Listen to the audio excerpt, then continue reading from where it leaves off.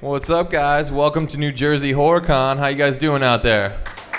All right, awesome.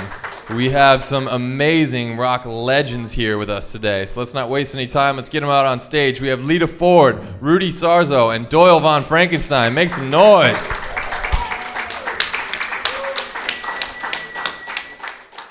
Well, thank you so much for taking the time, guys. I'm going to ask a couple questions, tee it off. I know you guys are dying to get in there, so as soon as I see hands go up, I'll start calling them out. First question I wanted to ask, though, just how stoked are you guys to be here with each other? I imagine there's more than a little fan appreciation going back and forth on this stage. Yeah, sure. Yeah, it would be great if there was more musicians. I think that would be fun. That would be good, more musicians. Yeah. Very cool. It was cool. Yesterday we did a photograph with Dee Snider and Doyle and Marky and Rudy, and we posted it on Facebook last night. It got all these crazy remarks. Oh, I'll bet. Yeah, that's trending viral by now, I'm sure. Yeah, I mean, it's great being here, not only with my friends, you know, as a matter of fact, we've done projects together, Lita and I, and I've seen Doyle they have these things called the NAMM show every year, and he's like always running around being followed by all these, you know, fans and stuff, and with Marky Ramone, because people confuse me with Marky. Oh, that's got to be and amazing. they're way nicer to me when they think I am Marky Ramone.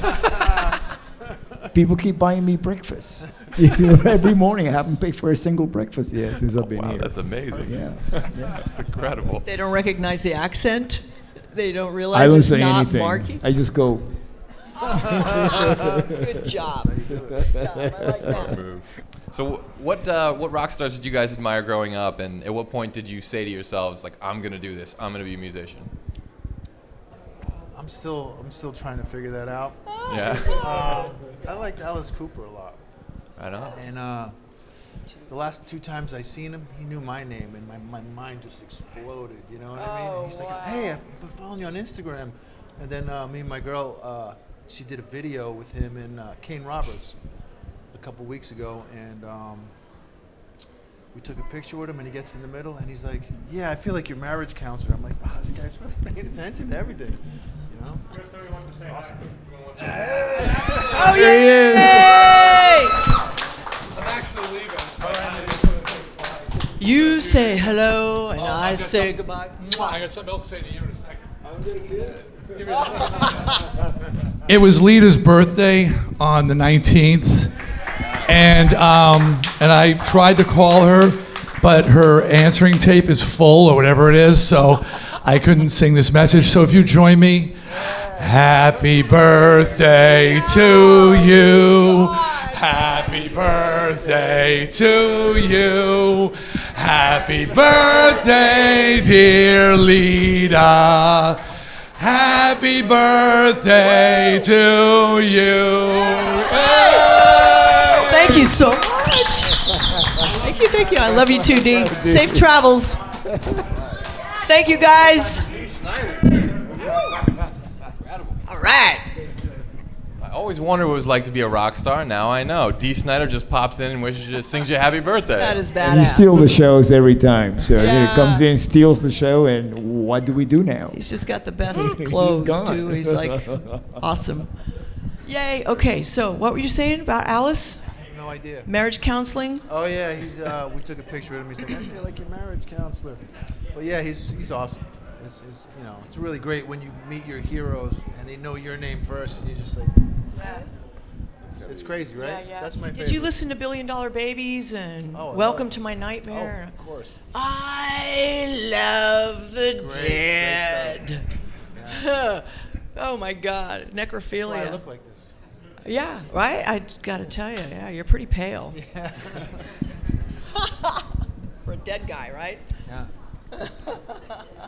And Lita and Rudy, rock stars you guys admired growing up, and Lita Ford. She was in. God. Yeah, she was on my wall in my bedroom. Thanks, guys. You're Until awesome. one day my wife says, "That poster's coming down." Funny, oh my That's my story. I'm sticking with it. That's so funny. Yeah, I lost a lot of people lost their virginity to my poster, I guess I could say. You know, including my divorce attorney. He had to throw that in there. Oh, wow. And what about for you? What rock stars did you admire growing up? I listened to, I liked a lot of the metal bands more so than the glam bands. So I listened to a lot of Deep Purple and Black Sabbath and just a lot of the heavy rock. It really got me into playing guitar and wanting to play those riffs. Awesome. Very cool. So at what point along the way in each of your careers did you guys feel like you had kind of turned a corner and like sort of made it and like, wow, this is like sustainable? Like Doyle's already shaking his head. Wasn't it last week, Rudy? Last week we turned the corner. Last week you finally turned the corner?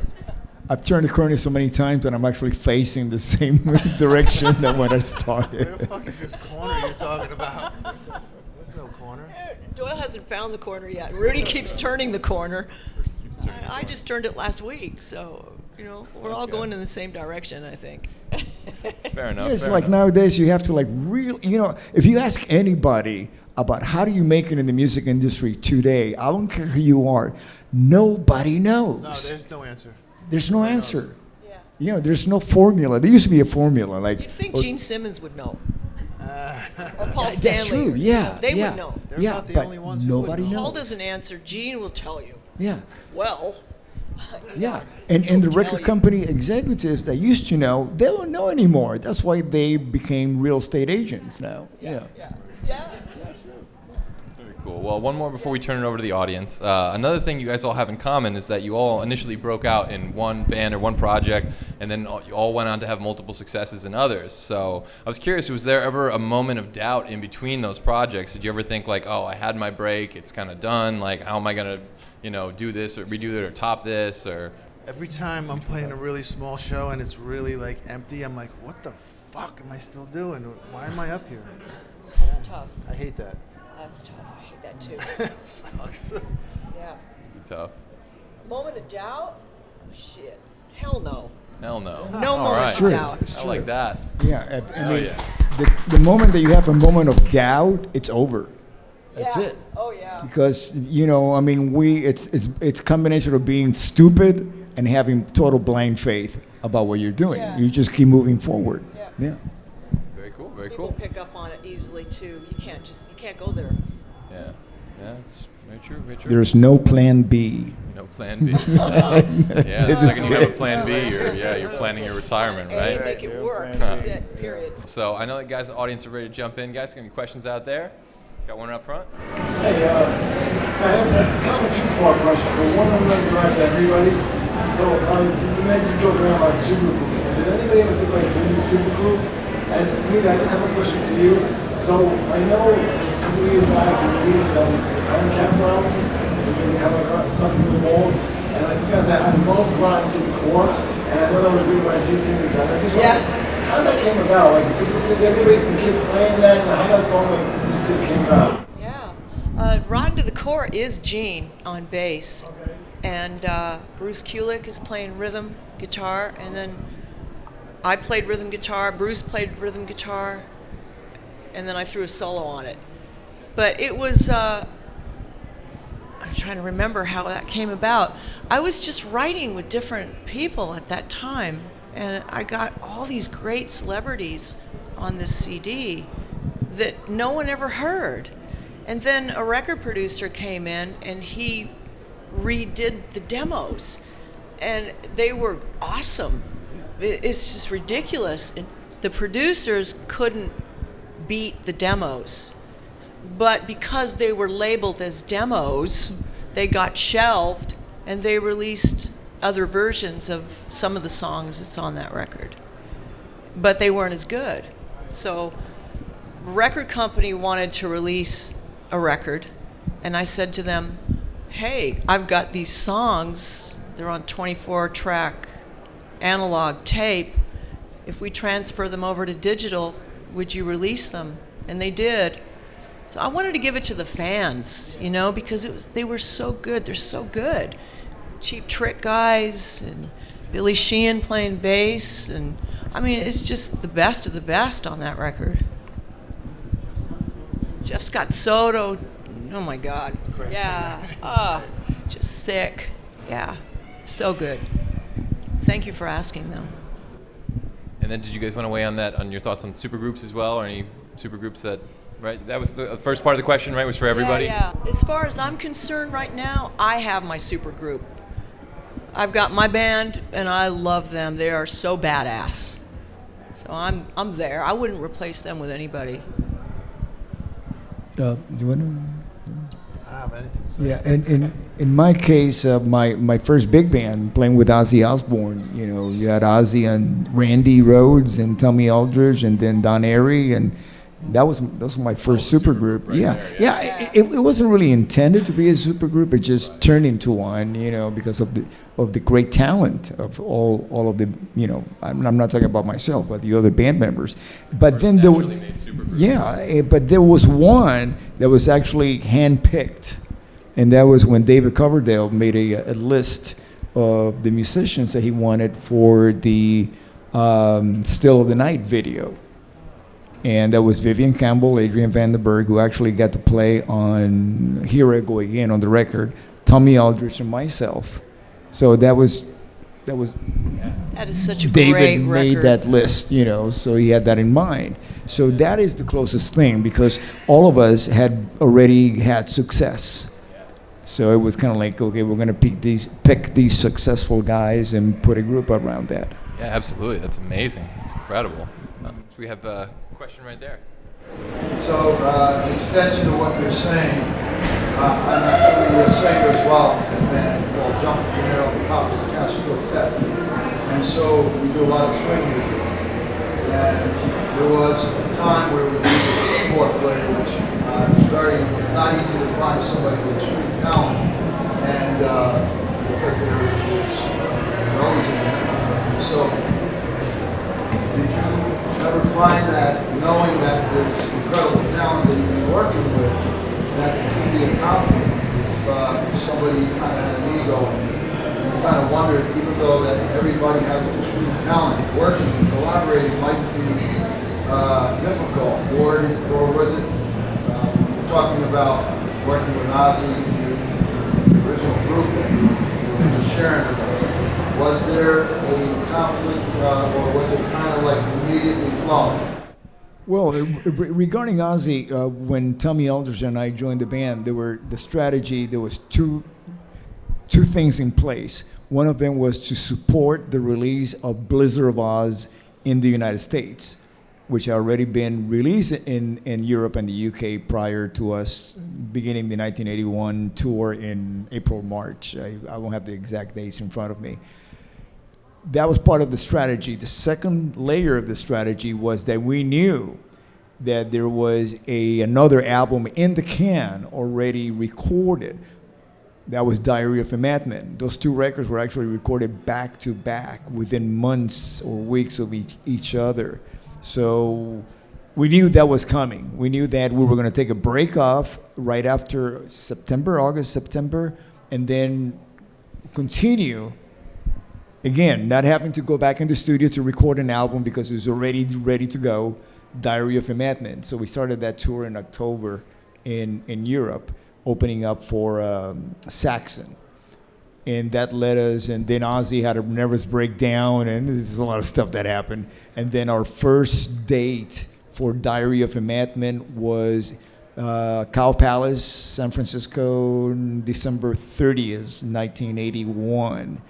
And that's the strategy. Then this project came about while we were still on tour, which was recording what became Speak of the Devil.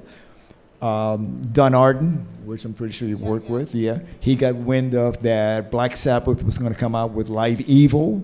So they was kind of like trying to beat Black Sabbath to releasing the record with Ozzy's version of re-recording of the Black Sabbath songs, which became Speak of the Devil. So as far as the band, and then Randy, of course, passed away in 1982, March 19. So, the momentum of the group was moving forward towards making an original studio recording, but we have so much stuff that we had needed to accomplish before we got there, that by the time that we did the last one, which was Speak of the Devil, Randy was no longer with us. I moved on, and then the following year, Ozzy recorded with J.K. Lee and I believe Bob Daisley, and later on it was Tommy and then Karma and Peace joined for Bark at the Moon. That was supposed to be us, but Randy was there no longer, and it just changed the whole dynamics of the group.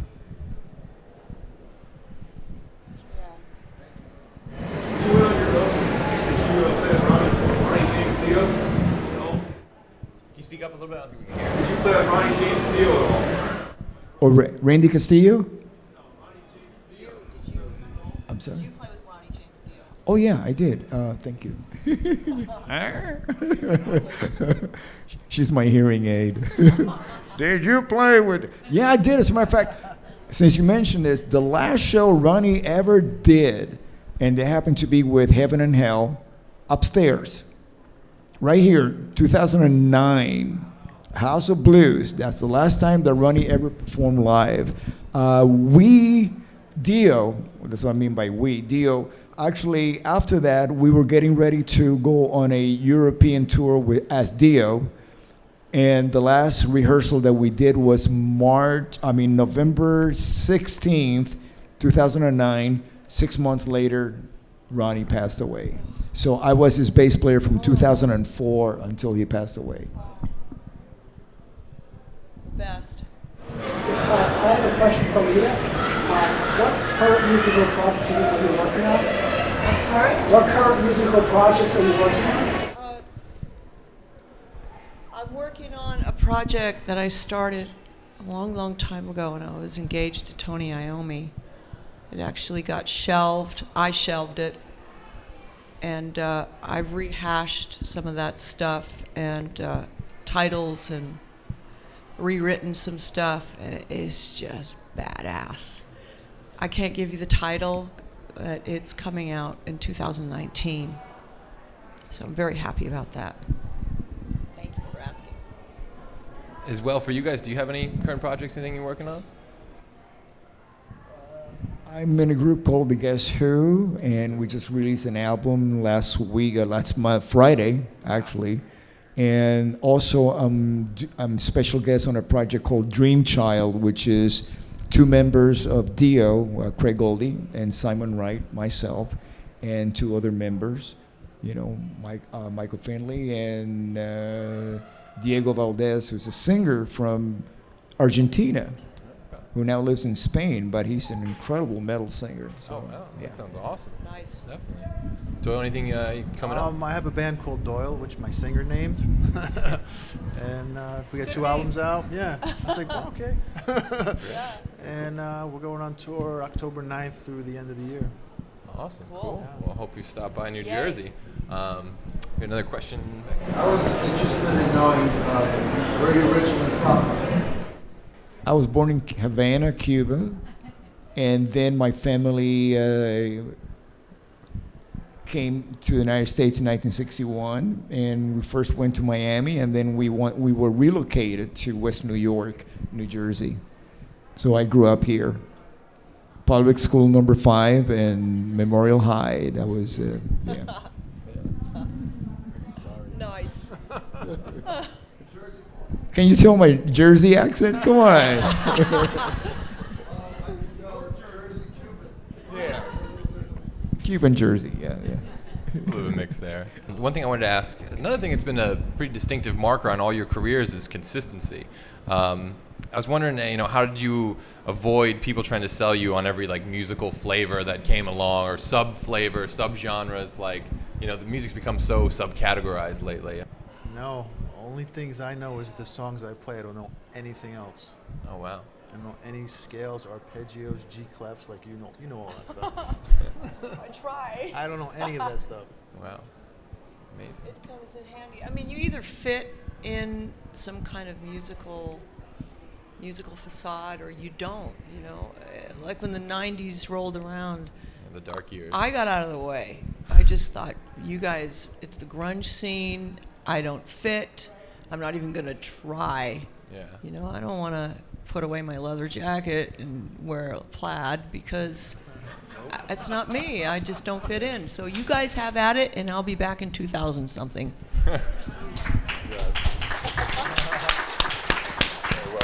Yeah, you know, that's really a good question, because I really missed out on the opportunity, because, you know, I used to play with Ozzy. So we did a lot of Black Sabbath Ozzy songs. And so when grunge came in, I had just finished working with Whitesnake, and my head was into the whole arena, hairband, Whitesnake thing. If I would have thought about it and say, wait a minute, this whole grunge thing is actually Black Sabbath with flannel. You know, I could have just gone to Costco, gave me a whole bunch of flannel shirts, rewrite some of the Black Sabbath stuff, you know, and bring in a new singer that sang a little bit higher, a little bit different, and I would have had a career as a grunge bass player, you know. Well, you know, where's grunge today, right? So I think you guys all made the right choice supporting that one. Another one I wanted to ask, being that you guys, you know, breaking down the 70s and 80s, it was a time of, you know, great change musically, with a lot of, like we were talking about a little bit, you know, quick fads and stuff like that. But how do you guys think punk and metal have been able to survive, you know, outlast kind of every genre that's come since? So you guys, any thoughts on that? What keeps that? Because it's fucking good. Yeah, I guess that would help, right? That's it. Good answers. Yeah, It's good. Good It answer. fucking rocks. Yeah, it's real. Can I just say something? I mean, if you're looking at the best example of an artist that has transcended and survived everything since she was a teenager, Yeah. it's my friend right here, Lita Ford. Thank you. I mean, just think about the career, being the pioneers of, and I hate to use the word female band, female artists. I mean, she transcends, you know, gender. You do. You know, I mean, I don't look at you like, well, you're a female singer or whatever. No, you're Lita Ford. And you're a rocker. You're a badass. Really. You're pretty badass too, Rudy. But, you know, I mean, you know, let's put it this way. When she was 16, in the Runaways, playing arenas, sold out arenas, making records, having hits, I was struggling in a band called Choir Riot with Randy Rose and Kevin and so on in LA, you know, and I was like, oh my God, I wish someday I'm gonna grow up to be like, and I was in my 20s at the time. She was still a teen, and I'm going like, oh, I hope someday I have, you know, at least a percentage of the success that you were having as a teenager, right? Then you reinvent yourself in the 80s as a solo artist. And then you took a break, and you came back. Yeah. Huge, kill me. headlining, still headlining. You know, I mean, I applaud you. Great now. Really. Thank really, you. Really. Thank you so much. Yeah, it's true. Thank you, guys. We're doing great now. We've got a great band with Marty O'Brien on bass and Bobby Rock on the drums and Patrick Kinnison on guitar and vocals. It's just a great, great band, and we haven't stopped touring since. We're touring now. We're going to be on tour November, December. So we're just blessed. You know, we work hard. Thank you.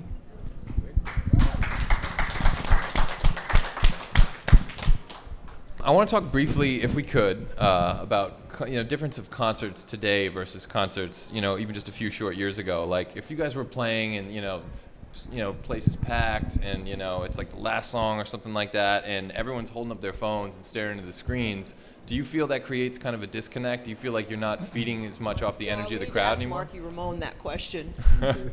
Did you see the video he put together for Yeah. SWAT? It's so funny. Oh my God, I haven't laughed so hard since I saw this video. He has a problem with people holding up their cell phones. And I actually hate it too, but you got to just accept it for what it is, right? Obviously, you can't change the world, right? But the video is he makes this stick. He has a stick, and it has a 45 record glued to the stick. And he goes around swatting people's cell phones out of their hands. He has the same face. He never cracks a smile. He never changes that face. And then all of a sudden you hear, SWAT! and this person's cell phone goes flying. It is hysterical. Got to see it. Oh wow, yeah, that sounds amazing. I'm definitely gonna watch that tonight. So funny. Very cool. Did you guys want to weigh in on that? We did Misfit shows, and you are not allowed to bring a phone in.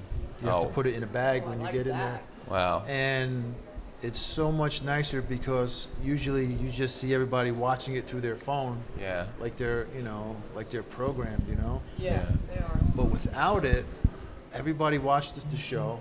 Everybody went crazy, and at the end, lighters, like a real concert. Wow. People still have lighters? That's amazing. There was lighters. Wow. It was cool. That sounds awesome. That sounds really cool. Yeah. Yeah, and with my band, Doyle, playing a smaller show, one time there was a girl filming me while I'm trying to solo, which I have a problem doing, with the light on the phone in my face. Oh, gosh. And I'm trying to play this thing, and I grab her phone and I throw it on the ground, and she's like horrified, And I do my meet and greets after the show because I don't want to get dressed early. I got to, I want to work out, I want to do my shit during the day. So who's first in line? Of course, it's her. So I brought my phone because I knew she would probably be coming. And as soon as she came up, I just turned the light on and stuck it in her face. I'm like, that's what you did to me. I'm trying to work here. Do I come to where you work and put my phone in your face? Yeah. It's like you're in a zoo. Yeah. Just enjoy the show. You're going to film it, you're never going to watch it. Yeah. They're never going to watch it. It sounds like shit, too. Yeah, take a picture. Oh yeah, the microphone on the phones. Yeah. Yeah. Terrible. And it's it's for for one Facebook post that night or something. Yeah. Check out my awesome life. I'm seeing this great show. But the light too. You know how bright that light is? Oh, those lights are super obnoxious. Oh my God. Yeah, super obnoxious. Awful. I know what you mean. I'm with you on that. Obviously, Marky is too. Yeah. So, Rudy, what are your thoughts on that? Smartphones and I'm the actually audience? playing now in a classic rock band. Oh wow. So most of our audience doesn't even know how to turn on a smartphone. So they don't have one, That's classic. That's hysterical. So, one more I want to ask if we actually do have one in there. Okay, there we go. My mother wants to say something. All right. Hi, Mom. And I never saw some people like this. And I love you all. Thank you. Ti voglio tanto bene, Anna Maria. We had Nice. Can I take a picture? Please. Yes. Yes, right in Doyle's face. Sorry. Don't piss him off. Just don't piss him off. Yeah. A lot of artists nowadays have other people writing songs for them. Back in the day, I'm sure now, you guys write all your songs. Like, what do you think of that? A good song is really hard to find. So if somebody brings something to the table, even if you didn't write it, it doesn't matter because they're so hard to find, and they can make your career or break your career. So if you record something that you didn't write and it's amazing, goes to #1 and makes you, sell lots of records, who cares, really? I think the perfect example is Aerosmith. Once they started writing with Linda Perry, hits. Sometimes you gotta let people, if somebody's better at something than you and you don't let them do it, you're an idiot. You can't always do it all yourself because it's not going to be the best. From experience, usually having a #1 hit song, obviously it's #1 song, it's a hit song. It starts like this. A producer or record company executives brings the song to the band. The band spends like maybe a couple of weeks trying to find a way how to get out of recording the hit song because they don't want to record somebody else's music in their record. So eventually they go in there, they try to do like a half-assed job, like, let's say the drummer goes in there and tries to play the song badly, but it turns out to be that, okay, it's a take. And then, you put the song on the record, the song now takes the album to #1, and you got to spend the rest of your life, as long as you're in that band, playing the song that you, from the very beginning, even though it made you a lot of money and success, you hated playing. I was there, I did that, and I loved that song. I still do. Love Come and Feel the Noise, which that's how Come and Feel the Noise started out. Yeah. perfect example right there. Very cool, very cool. We do have time for one more if anyone out there wants one last one. Okay. I don't want to be the last one if someone else has a question. You already hogged it. You're the all. Lone Might as Ranger, well yeah. And so, I would like to hear the opinion of all the artists, what you listening to each other's music. I'm a big Whitesnake fan. I thought Rudy was incredible in the Whitesnake videos and all those great songs. You should have been in the video vixen instead of Tawny. I wish. I wish I was. I would love that, but I don't know how to do the splits on the hood of a Jag. I would get stuck. I'll be like, oh, fuck, how do I get back up now? Ow. She was amazing. Yeah, she is, yeah. Yeah, I love the Quiet Riot stuff, and I love the Runaways. Yeah, oh, thank you. Some from the punk rock I days, know, too, his yeah. punk was one of my favorite parts of the music industry.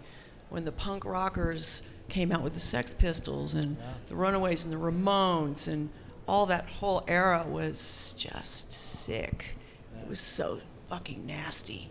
Man, so nasty. Everybody would spit on you. In the audience, they would spit loogies on you.